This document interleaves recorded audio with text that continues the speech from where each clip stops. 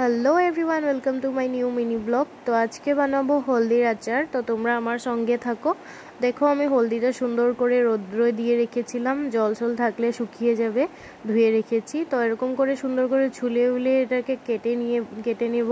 আর এটা আমি রোদ্রে দিয়ে রেখেছিলাম কেটে, যাতে জল থাকলেও শুকিয়ে যাবে, কারণ আচারের কথা তো, জল লেগলেই তো আচার নষ্ট হয়ে যায়।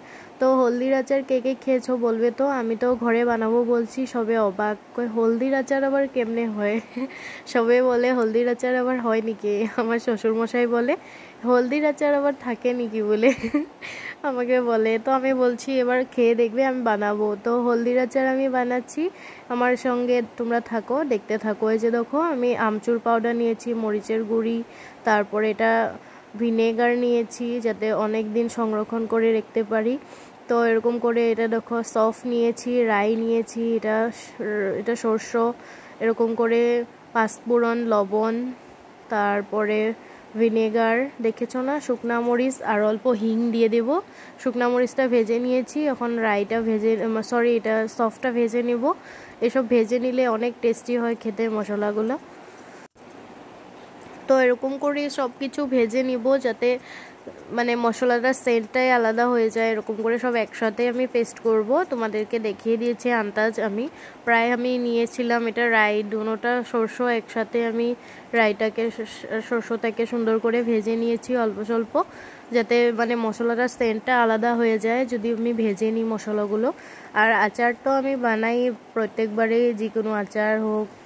তো ভেবেছি এবার তোমাদের সঙ্গে ব্লগটা শেয়ার করে দিই। তো হলদির আচার কে কে খেয়েছো বলবে তো, আর কে কে প্রথম শুনছো। তো আমাদের ঘরে তো সব অবাক, কারণ আমি ফার্স্ট টাইম বলছিলাম যে হলদি আচার বানাবো, বাট কিনে এনে না, আমার শাশুড়ি মার হাতের লাগিয়ে যাওয়া হলদি গাছগুলো আমি উঠিয়ে এনে, আমি সুন্দর করে হলদিগুলো উঠিয়ে এনে এরকম করে হলদি আচার বানিয়েছি। তো সবে তো অবাক। তো এরকম করে গরম করে এখন তেলের মধ্যে দিয়ে দিয়েছি। দেখো, তেলটা গরম করে এরকম করে ভাজতে লাগবো অল্প টাইম, যাতে মানে সেন্ট একটা বাড়িয়ে হলদির অনেক সুন্দর লাগে এটা বানাইতে। আজকে তো আমি অনেক ভালো লাগছে হলদির আচার বানিয়ে। তোমাদের রেসিপিটা দেখে কেমন লাগছে বলবে তো। তো এরকম করে আমি হলদি সুন্দর করে ভেজে নেব। আর এটার মধ্যে দিয়ে দিচ্ছি এখন হিং দিলে সেন্টটা অনেক সুন্দর হয়, এই জন্য হিংটা দিয়েছি। হিংটা দিয়ে এখন লবণ দিয়ে দিয়েছি,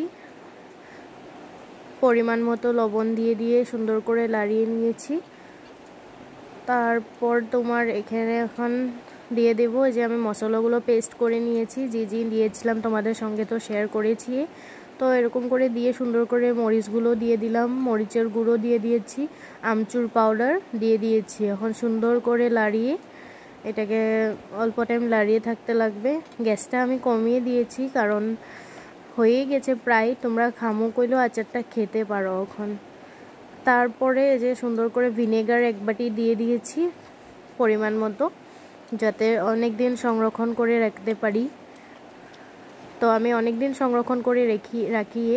তো তোমরা এরকম করে দেখতে থাকো আমার রেসিপিটা। তো আজকের রেসিপি কেমন লাগলো বলবে তো হলদির। তো যদি ভালো লাগে লাইক কমেন্ট শেয়ার করে দেবে, সাবস্ক্রাইব করে দেবে। আমাকে তো কেউ সাবস্ক্রাইব করো নাই, বাট সাবস্ক্রাইব করে দেবে। তো এই যে সুন্দর করে এটা সংরক্ষণ করে রেখে দেব। কার কার ভালো লাগছে কমেন্ট করে বলবে তো। আচারটা অনেকই কষ্ট, যেরকম দেখতে সহজ লাগে তেমন তো না। তো আমি আজকে হলদির আচার বানিয়ে অনেক খুশি। কার কার ভালো লাগলো বলবে। Thank you so much for watching.